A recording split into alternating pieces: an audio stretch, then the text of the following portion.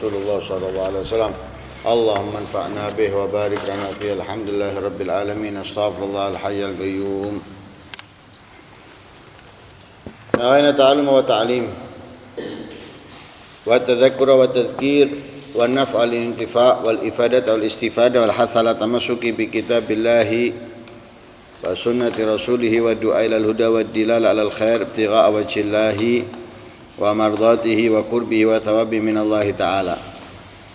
Subhanallah, alhamdulillah, wa la ilaha illallah, Allahu akbar, wa la hawla wa la quwata illa billahil aliyyil azim.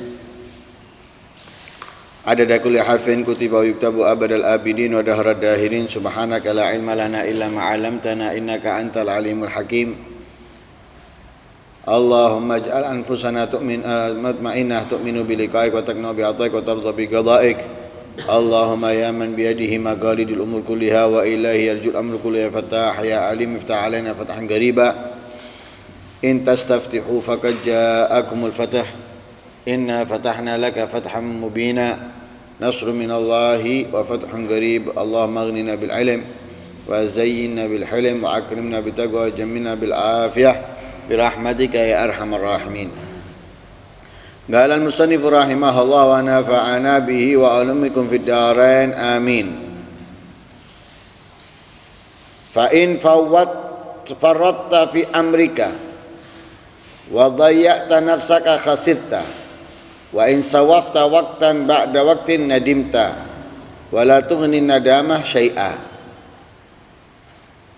Jika kamu teledor di dalam urusanmu, dalam yang diperintahkan oleh Allah, baik yang wajib ataupun sunnah, dari ketaatan dan ibadah, wa dhayya'ta nafsaka, kamu abaikan diri kamu sia-siakan diri kamu,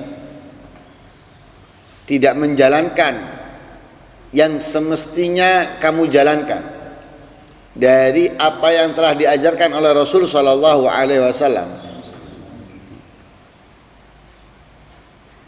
Wa in sawafta waqtan khasirta, kamu akan rugi. Kamu akan rugi.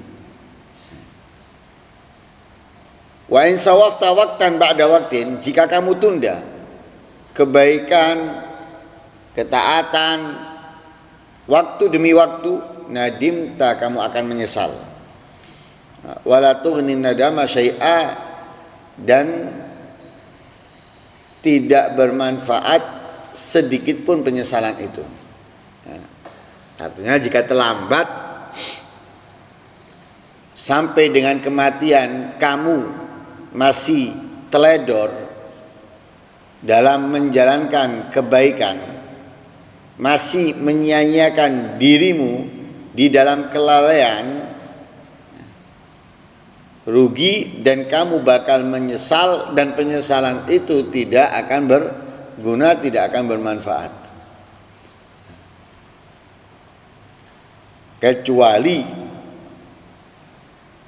sebelum kamu meninggal menyadarinya, kemudian menggantikan yang tertinggal dengan sebaik mungkin. Akan tetapi bila tidak, akan menyesal waktu-waktu yang ia sia-siakan, padahal ia mampu dan bisa, itu akan membuatnya menyesal. Di saat penyesalan itu tidak bermanfaat, tidak berguna lagi. Dan itu sering kita sampaikan, bagaimana orang-orang yang sudah meninggal minta kesempatan walaupun sebentar untuk meraih kemuliaan, keistimewaan yang besar dari Allah Subhanahu wa ta'ala. Baik itu diantaranya bersedekah atau menjadi orang yang saleh. Sebagaimana disebutkan dalam ayat Al-Quran, idza jaa ahadahumul mautu qala rabbir ji'un la'alli a'malu salihan fima taraktu. Atau dalam ayat yang lain, akhirni ila ajalin garibin fa asaddaqa wa akum minas salihin. Dan itulah yang terjadi, sehingga paling banyaknya jeritan penghuni neraka sebabnya adalah at-taswif, menunda-nunda. Nanti besok, mulai bulan depan atau tahun depan, menunda-nunda.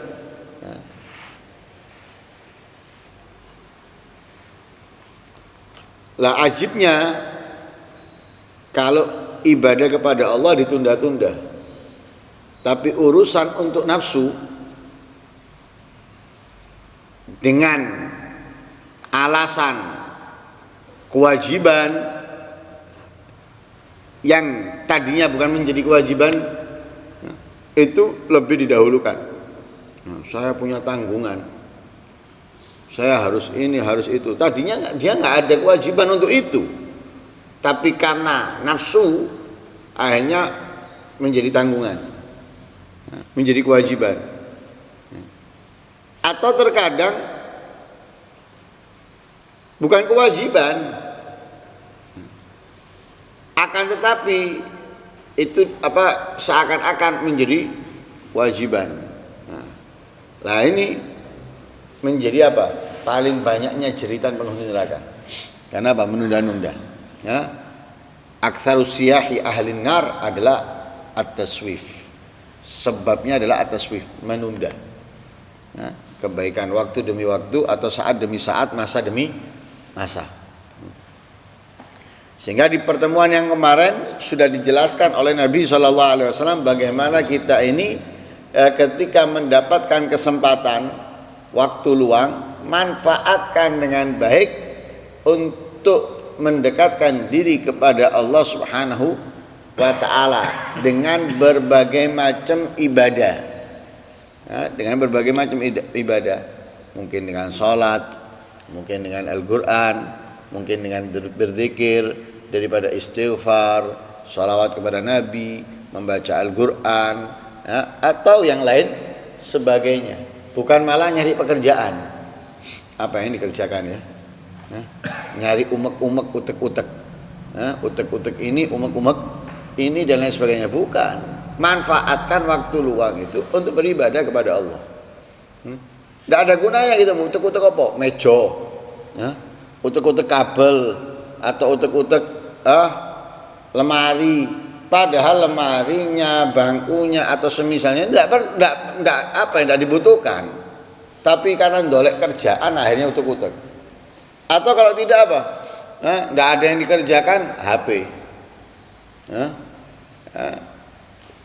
Menghabiskan waktunya dengan HP, melihat ini, melihat itu dan yang lain sebagainya. Ya, yang tidak bermanfaat, yang tidak berguna. Manfaatkan untuk ibadah. Mungkin dengan istighfar, mungkin dengan sholawat, mungkin dengan membaca Al-Quran, mungkin dengan berdoa, ya. Atau kalau kita tidak menggunakannya untuk diri kita, minimal kita bantu orang, minimal membantu orang, meringankan bebannya orang, ya, meringankan hal-hal yang mungkin berat untuk orang tersebut. Nah, itu bagus, ya.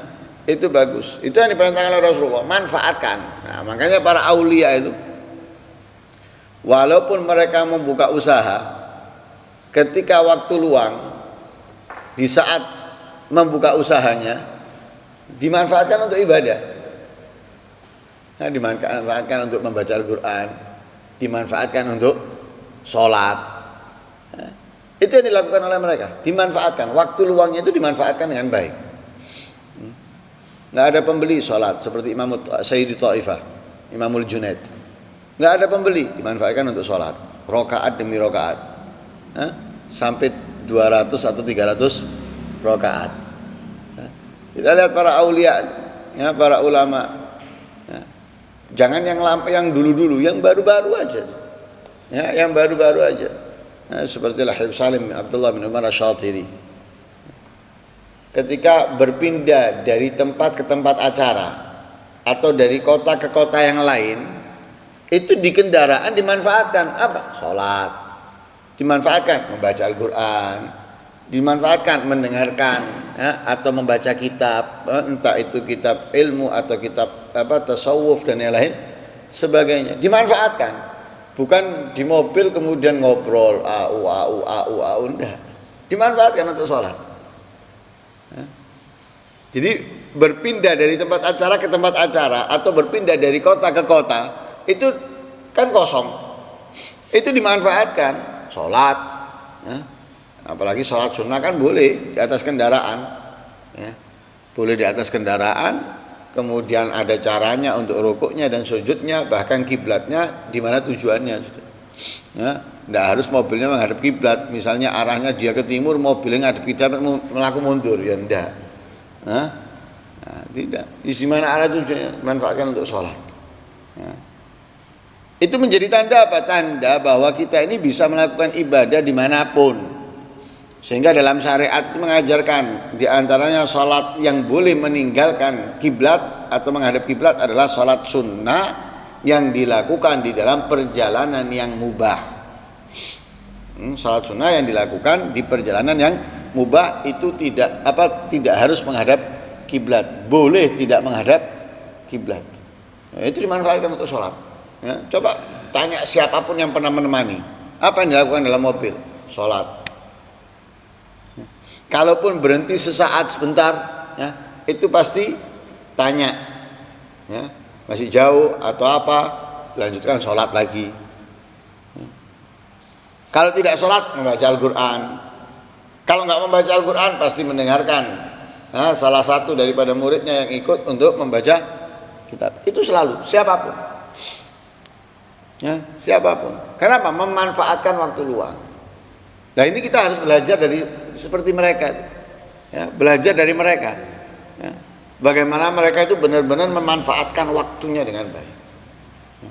Kalaupun mungkin tidak sholat, tidak membaca Al-Quran, tidak membaca kitab, pembahasannya itu yang sekiranya bisa memperbaiki diri atau nyari solusi untuk memperbaiki orang atau sharing untuk sesuatu yang baik, yang manfaat untuk keimanannya, untuk ketakwaannya, atau untuk kebaikan untuk yang lainnya. Jadi bukan obrolan yang tidak berarti, tidak berfaedah. Itu waktu luangnya. Sehingga benar-benar memanfaatkan waktu luang itu dengan sangat baik. Nah, itu yang diajarkan oleh Rasul Shallallahu Alaihi Wasallam. Nah, karena itu kita tidak boleh menunda-nunda. Punya waktu luang, manfaatkan. Ya, manfaatkan dengan baik. Nah, kadang kita ini alasan, enggak bisa dan sebagainya. Padahal waktu luang kita ini bisa. Hanya saja kita ini kalau sudah selesai dari aktivitas, wis marine iku kudu istirahat.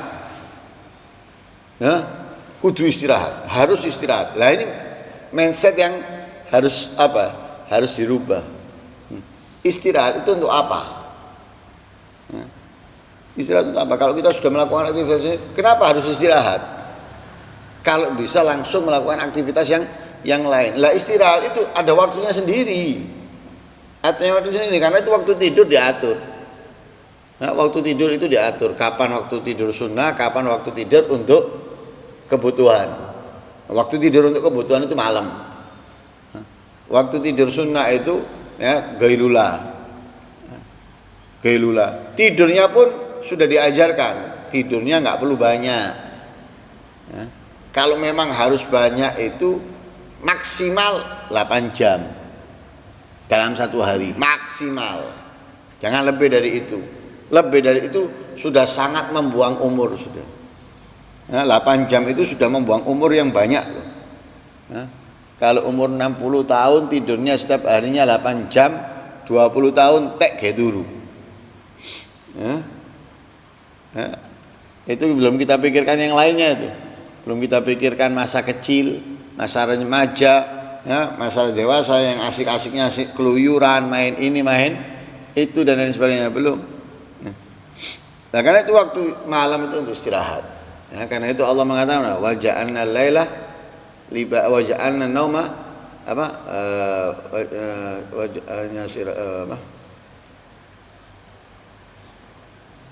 wa khalaqna naumakum subata wa ja'alna laila libasa wa ja'alna nahara ma'asha. Ya. Allah menetapkan tidur. Kapan waktunya tidur untuk istirahat? Malam. Pagi aktivitas. Pagi aktivitas. Nah, sekarang dibalik. Ya. Yang aktivitasnya malam isuk turu. Yang aktivitasnya pagi malam habis tidur. Ya. Nah, kalau saya tidak tidur, tangi bangun jam sekian, waduh nanti tidak kerja ini itu dan sebagainya, balik semuanya. Ya. Terbalik semuanya. Malam istirahat. Ya. Wes, tinggalkan aktivitas yang lain, HP dan sebagainya taruh, bukan HP. Tempat tidur HP aja. Ya. Nanti taruh kadang sampai ketiduran, kadang HP-nya taruh sampingnya, sekiranya kalau bangun itu HP langsung delok. Ya. Padahal tidak ada perlunya itu. Tidak ada perlunya HP taruh yang jauh, bangun tidur itu yang diingat Allah bukan HP-nya. Ya, yang diingat Allah bukan HP-nya. Nah, banyaknya penghuni neraka karena menunda-nunda, karena tidak memanfaatkan waktu yang ia miliki. Padahal waktu ini sangat berharga, ya.